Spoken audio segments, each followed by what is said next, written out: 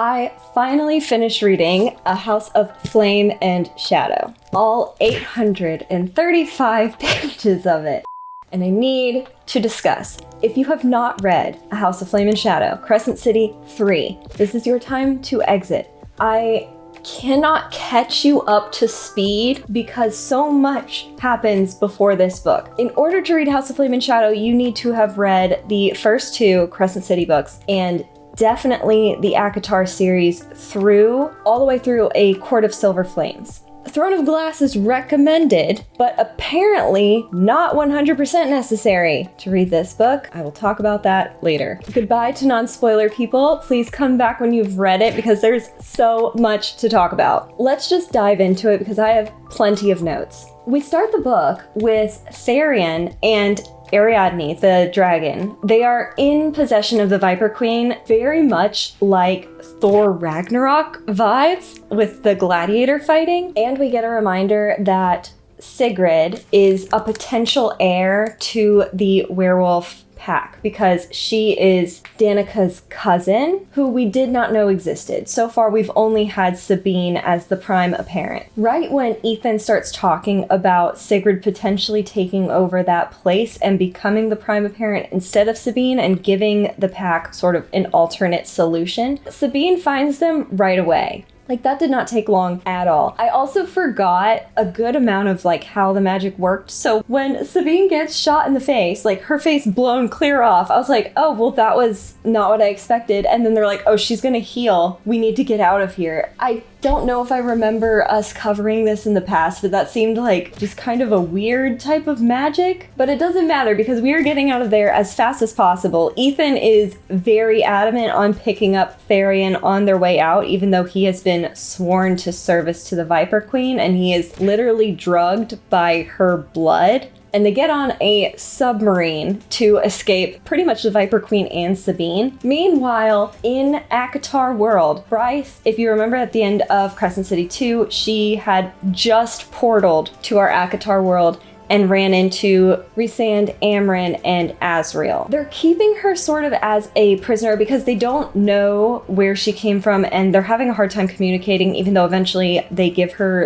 a little bean thing that she can eat and then she'll be able to speak their language. But I wanted us to have a sort of rapport between our groups, and that pretty much almost never happened until the very end of the book where Nesta and Bryce sort of respect each other. But I wanted them all to be friends right away and to recognize each other for the good guys that they were. It makes sense that they didn't, but I was very frustrated when Bryce was just tied up and nobody really trusted her for her word. And then Bryce goes and does something untrustworthy. I understand that she needed to get out. Time was of the essence to save Hunt, but she winnows out of her chamber because she has enough star power to do it just the one time. And she goes down into the caves that is underneath her prison cell. The entire time that we were down there, I was waiting for us to run into Bryaxis. I thought that would be hilarious, but that did not happen. But it doesn't take too long for Nesta to catch up to Bryce, and pretty much forward is their only option. Nesta knows that Bryce is looking for something, and they want to know what it is. So she tells Bryce to sort of lead the way because Bryce's star is sort of glowing and taking her in the right direction. So they get to this underground cavern area, and that is when one of the worms attacks. So this is pretty much the same creature that Feyre had to face down in the first Athalar book. I was kind of happy a little bit that Nesta got to see what Feyre kind of faced down, because even though their relationship is definitely on the mend between her and Feyre, I feel like Nesta sometimes doesn't fully understand what Feyre went through, especially while she was still human. And so I feel like Nesta did kind of get a little glimpse of that, potentially a little more respect for Feyre. I really want their relationship to mend. And we didn't even see Feyre, by the way, the whole book. I don't even think we talked to her at all. She was just mentioned in passing. Sorry, this is going to be all over the place. So I'm going to try and go chronological, but no promises. So back in our Crescent City world, Hunt is in the underground prison that he used to be in when he was a slave. He is hanging by his wrists with Baxian, the Bloodhound, who was Danica's mate, and Ruhn. Hunt starts talking to the shadows. And I was like, fantastic. He's already lost his mind. But it turns out it's Adis. He is a prince of hell, and he informs Hunt that Bryce went looking for him to kind of get Adis's help to rescue Hunt. But the problem is, Adis knows that Bryce was trying to find him in hell. Like, that was where she originally intended to go at the end of Crescent City 2. But she never made it there, and this is the moment when Hunt realizes that she didn't make it, and he's really concerned that she's just out in space, just twirling her way through space for the rest of her life. Obviously, morale was already pretty low, so this doesn't do great things for them. And then they really need to get out of this prison to go help Bryce. And then at the same time, the Hind, who is Lydia, who is also Ruhn's mate, is going to visit the rest of the frat pack. So she is finding Declan, Flynn, Ethan, and Tharian. They apparently never made it to their submarine. They're with the Viper Queen still at this point. But Lydia says that they need to come with her because she is going to be breaking Ruhn out of prison. Obviously, the Hind is known for being one of the most brutal torturers, and so the guys are like, we're not gonna trust you, obviously, like this is clearly a trap, even though it isn't, and Lydia has just played her part so well that it takes a really long time for them to actually trust her. The Viper Queen says that the only way she's gonna let them go is if Ethan agrees to a fight in her, gladiator ring.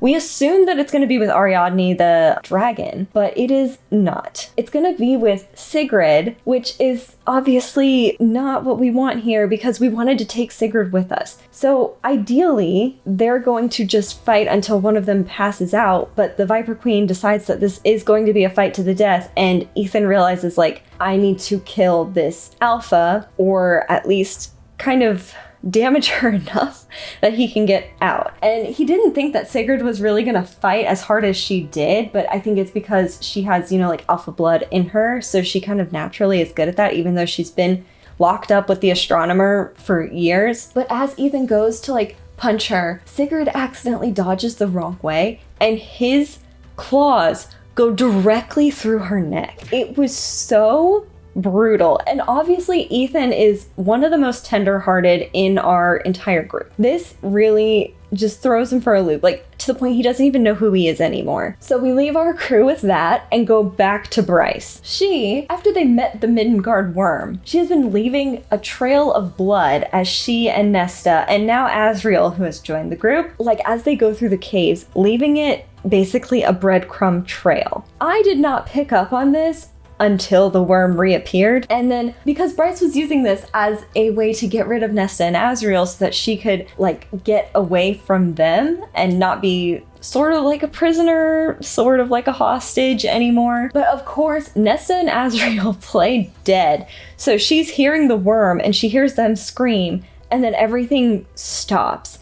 And Bryce, being the good person that she is, goes back to check on them. Surprise, they're alive, and now they're going to be using Bryce as bait to kill the worm. This is when things get a little bit interesting because Nesta uses the mask again. So it's really weird to kind of, see them back in their element with Bryce there. The crossover, I really liked the worlds crossing over, but it just felt weird to be in Bryce's perspective watching Nesta use the mask almost naturally. It's just something that Nesta can whip out of her pocket and use whenever she wants. But when she does it, she animates the skeleton of this giant creature. I'm picturing a T-Rex. And she uses the skeleton to hold down the worm while she kills it. I am picturing this mask as the mask in that Jim Carrey movie with the green, and it gets stuck on him and sort of gives the character a whole different personality. And so Nesta is having a hard time separating her thoughts from the thoughts of the mask, and she actually has to sort of mentally fight her way back. And Asriel is there telling her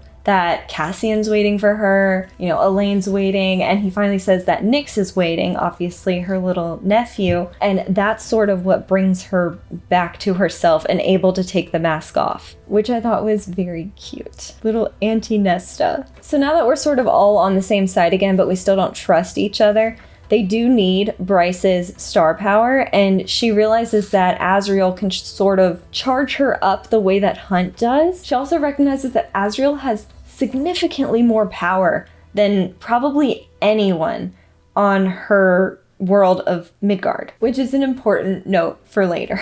But she tells Azrael, like, please don't fry me with your power, which I thought was like kind of funny. But she's able to charge up enough to help them like bridge this gap, but like in the cave area. And while they're walking, we do get some of the conversations that I was really looking forward to in this book. Like Nesta sees Bryce's phone and is wondering how the phone works, which Bryce doesn't know how it works. She's like, I don't know how technology works, but this is a phone. And she shows them pictures and talks about how she actually has thousands of songs in her phone, which obviously Nesta, as a dancer, she was just blown away by this idea. And she's seeing the pictures of Hunt, and she was like, we were all wondering how you had so many portraits in there. It's been driving us crazy. Oh, it's funny. And I wish we had more of those moments. We reach the end of the tunnels and we find this secret door. And there have been paintings and carvings kind of all along the way of like an older time. And this whole time, I thought it was, maybe a depiction of Aylin's life, because we were seeing this, blonde woman, a queen. I was like, this has to be Aylin, right? And then I'm thinking, okay, if these have been down there so long, like, is Aylin dead? Are we bringing Aylin back to life? I was so not prepared to deal with that. But apparently that was not a concern at all, because Aylin wasn't in the book at all. We got no Throne of Glass characters. That's fine. I was so excited to see our Throne of Glass characters and not seeing them. I'm not gonna lie, I was very, very upset. We were 2/3 of the way through the book and I was still excited, still waiting to see all of our Throne of Glass characters, and it just didn't happen. They get this door open, and on the floor is a giant like star map of Midgard, so Bryce's world, which means that someone who had made all these tunnels knew of Bryce's world, knew like details about it that they would have needed to draw a very detailed map and all of the constellations. We leave her there for a minute to go talk to Ruhn and Hunt and Baxian in the prison, where there's, something they can use to get the shackles off. And Ruhn has been trying to swing over to it, and he says that he would get more momentum if Hunt will bite off his hand. Excuse me? That is so disgusting. I was quite literally gagging while I was reading this part, because I just could not even imagine. I was trying to picture Sarah J Maas, who just looks so kind and cheerful, writing about this guy begging his friends to bite his hand off. And they do it. Like, so first of all, Hunt can't bring himself to do it. He's like, he can't do it. And so Baxian is like, I guess I'll do it. And it's so gross. And then as soon as Ruhn's severed hand drops to the stone floor, Rigelus walks in. So it was literally like, there was no reason for them to have done that. Like, Ruhn literally had his hand taken off for no reason. And I know that it's gonna grow back. And I know that when he said that, I was like, okay, like, at least it's not like a permanent thing, like, can regrow a hand like a lizard if you're a fae, I guess. But like, I wanted to scream. Like, it wasn't even worth it. Back to Bryce and Nesta and Azrael. We meet Selene. So, not Selena and not Aylin, obviously. Selene instead. And I was like, why? Who even is this? And apparently, like, we get the longest backstory ever. And like, I enjoyed the book all the way through and I really liked learning these things, but I did feel like there were like so many conversations that felt a little bit like an info dump. Like they were necessary. We needed to know this information, but specifically Selene telling us her story, I was like, okay, let's get to the end of this. And we had multiple conversations throughout the book where I was just like, I feel like we maybe could have, I don't know, experienced some of it. Like, I don't know if really a flashback is the style for these stories, but it just felt like a lot of telling at this point, especially with Selene. Apparently, Selene was originally from Midgard. The Asteri were taking over, and she and her sister Helene were the daughters of Thea, this queen, and she gave her daughters enough time to get away because she wanted her daughters to escape to a different world and leave everyone, including their people, behind. Helene ended up sacrificing herself so that just Selene could make it out, leaving everyone else in her world to fend for themselves against the Asteri. And she just went by herself to a new world to only save herself. And Bryce, who tends to be pretty selfless and self-sacrificing, realizes that she's related to this Selene and does not forgive her at all for doing this, which it came across really, really selfish for Selene to have done this, obviously. But she did leave her power in the stone caves for Bryce to retrieve it. So Bryce sort of has, some of this star power in her, but she needs to collect the other pieces of it to kind of reach her full potential, if that makes sense. While we're here, we find an Asteri. I don't remember how she got there, but she's in this crystal coffin under the ground. And she has been slowly starving, theoretically, for thousands of years. She's very weak, but I'm sorry, it was hilarious that she's in this coffin and she's stuck and she's like, slaves, release me. And then Bryce is like, if you answer my questions, I will release you. And Asteri, remember, these all-powerful beings that are very hard to kill. And Azriel says, don't do it. I'm like, why are we not listening to Azriel? I feel like of everyone in the situation, he has probably got the best judgment. And Bryce did some unhinged stuff throughout this entire book without consulting anyone. She opens the coffin lid. I'm like, here we go. Releasing the can of worms has been opened. Luckily, the Asteri doesn't have enough time to pull the life force that she needs from the stone beneath her. And Nesta and Bryce and Azriel manage to kill her. But the important thing here is that Bryce ends up with the Star Sword and the dagger, and she's using them at the same time. When she does, time slows down. This is an idea that we do not revisit for a long time. And then Bryce just leaves. There were so many times where I was like, y'all just need to communicate a little bit better to realize that y'all are on the same side. But she takes the sword and the dagger, her new power that she just got from the ground from Selene, and she opens a portal and gets out of there before Nesta can hit her with her silver flames. It just made me sad because I was like, these two could be such good friends. Can you imagine Nesta and Bryce out on the town? It would be epic. Bryce ends up falling into her father's house back in Midgard. And he essentially has taken her prisoner. At some point between her leaving the Akatar universe and coming back to Midgard, her father managed to put shackles on her. And at that point, we head into part 2 of the book. Bryce is now kind of talking back and forth with her dad over the course of a couple days, kind of exchanging information, but they keep getting mad at each other.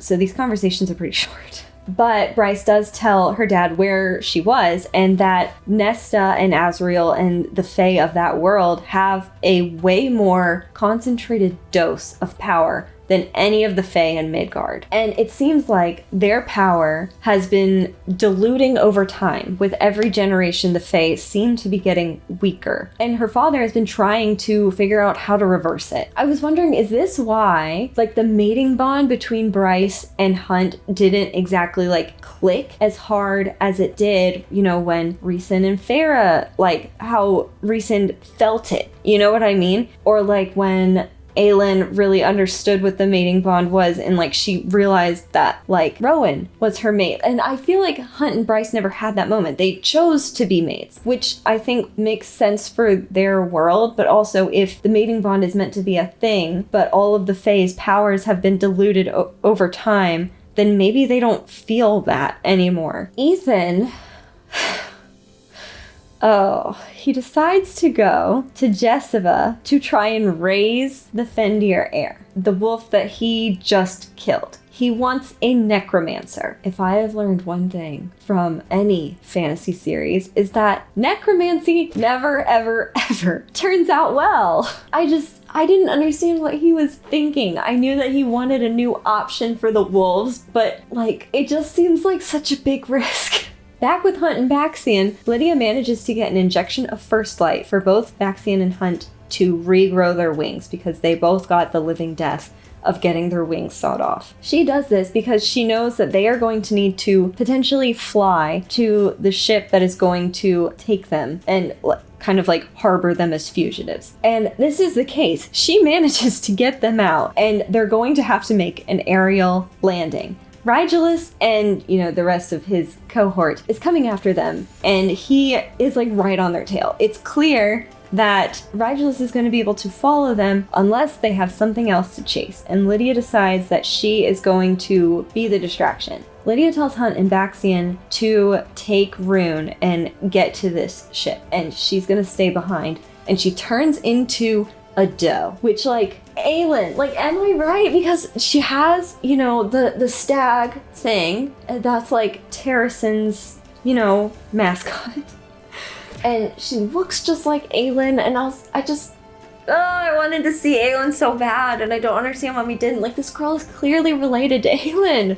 Anyway, she takes off in her little deer form, and Rigulus goes after her because at this point, she's kind of the bigger prize. She gets to the edge of a cliff, realizes this is how I die, turns back into her human form, jumps off the cliff, and then we even get a note that she dies. It wasn't a question of whether she made it or not, and the only way we're gonna save her is Ruhn starts throwing a tantrum on the ship for Tharian to go and retrieve Lydia. And he's like, I'm only going to be retrieving a body, but okay. And he goes and gets her, and they end up being able to heal her with first light, but it does take a really long time. Back at Bryce's dad's palace, they're having another one of their conversations where it is revealed that maybe the reason the Fae have been losing their power over time is because there is a parasite in the water. It keeps the Fae in their weakened state, and it makes sure that they always have something to feed on because they need those kernels of power, that first light from the drop, to fuel themselves. That's their food. So the parasite makes it so that if they don't take the drop and they don't give up that power for the Asteri to eat, then they will shrivel up and die. And her dad says that Bryce does not know how to use the Star Sword and the dagger.